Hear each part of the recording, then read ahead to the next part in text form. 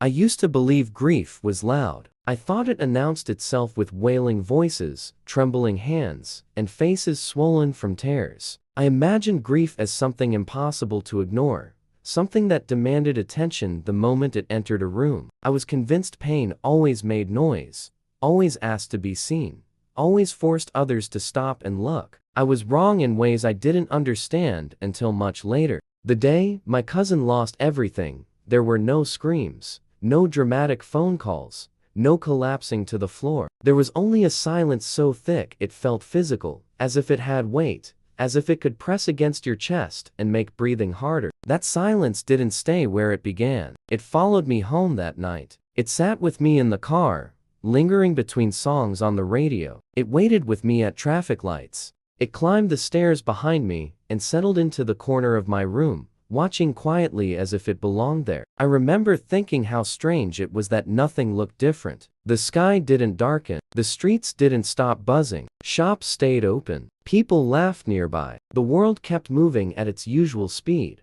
unaware that something inside our family had just collapsed without making a sound. When I first heard about the loss, my reaction was delayed. I nodded. I said the expected words. I offered reassurance. I wasn't sure I believed myself. There was no dramatic shock, just a numb understanding that something serious had happened, even if I couldn't fully grasp its weight yet. What unsettled me was how quickly the moment passed for everyone else. The conversation shifted within minutes. Someone asked about dinner plans. Someone else checked their phone. Life flowed forward with an ease that felt almost cruel, as if grief had missed its cue to perform. In the days that followed, I waited for the aftermath I thought would come. I expected tears, breakdowns, anger, something obvious. Instead, there was politeness, controlled voices, carefully chosen words. My cousin showed up when required and disappeared quietly when not. It was unsettling to watch someone carry devastation with such restraint. They spoke less, smiled less, but never enough for anyone to openly question it. It was grief wrapped in discipline,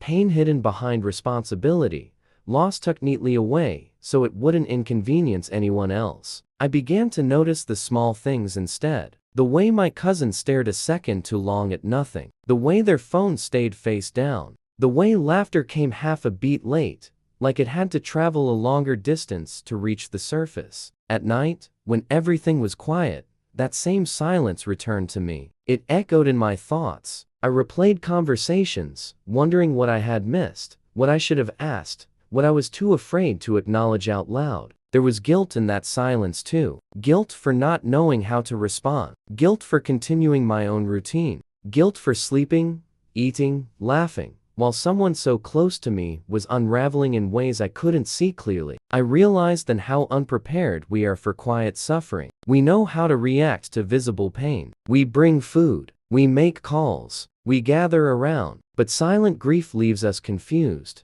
unsure of when to step forward or whether stepping forward might make things worse. My cousin didn't ask for help. That made everything harder. Without a request, we told ourselves they were managing. We mistook composure for healing. We mistook silence for strength. It was easier that way, less confronting, less uncomfortable. The family adjusted quickly, almost instinctively. We avoided certain topics. We softened our voices. We pretended not to notice the change because acknowledging it would mean facing how little we knew what to do next. And still, the silence grew. It stretched across family gatherings. It sat between sentences. It filled the gaps where questions should have been. It became a shared avoidance, an unspoken agreement to not look too closely. I remember one moment vividly, sitting across from my cousin and realizing how far away they felt despite being right in front of me. Their eyes were tired, not from lack of sleep alone,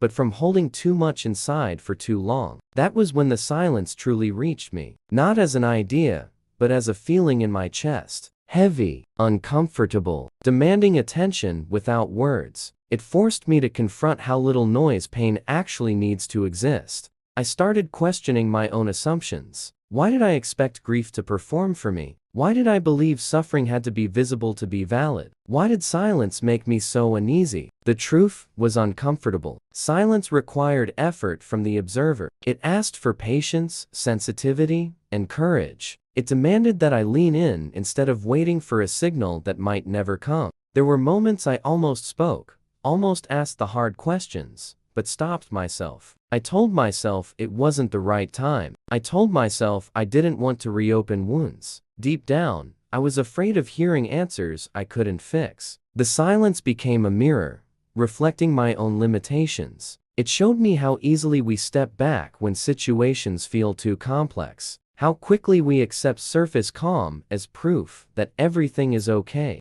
Days turned into weeks, and the loss faded from casual conversation, but it didn't fade from my cousin's life. It lived on in their posture, their routines, their quiet withdrawal from things they once loved. I carried the weight of that realization everywhere. At work, at home, in random moments when nothing seemed wrong.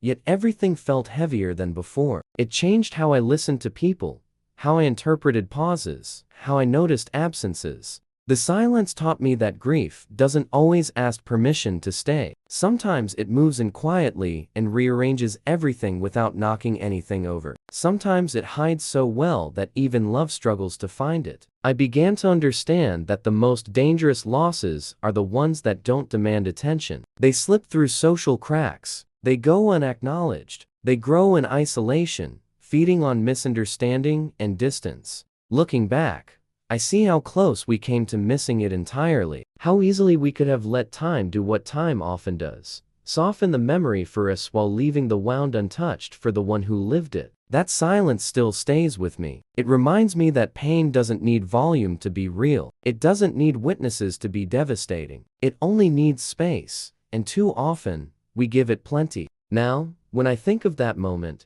I don't remember words or events as much as I remember the absence of sound. The way it settled in. The way it changed me. The way it taught me that grief, at its deepest, often whispers instead of screams.